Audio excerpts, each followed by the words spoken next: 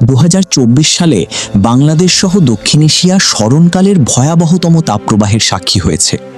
Heat stroke আর অসহনীয় গরমে জনজীবন ছিল ওষ্ঠাগত।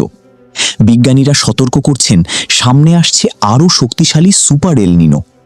এর প্রভাবে বিশ্বজুড়ে এমন আবহাওয়ার সৃষ্টি হতে পারে যা গত 100 বছরের সমস্ত রেকর্ড ছাড়িয়ে যাওয়ার আশঙ্কা রয়েছে। এল নিনো আর সুপার এল নিনো আসলে কি?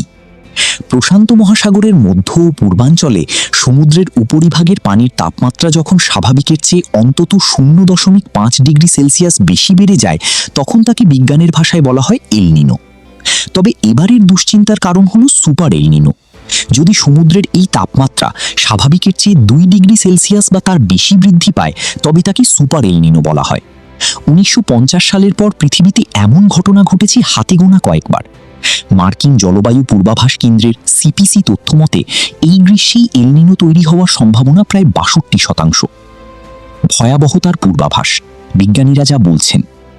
আলবানি বিশ্ববিদ্যালয়ের অধ্যাপক ডক্টর পল রাউন্ডি এবং মিয়ামি বিশ্ববিদ্যালয়ের বিজ্ঞানীরা ধারণা করছেন, এবারের এল নিনো হতে পারে গত 140 বছরের মধ্যে সবচেয়ে শক্তিশালী। জলবায়ু বিজ্ঞানী টম ডি লিবার্টো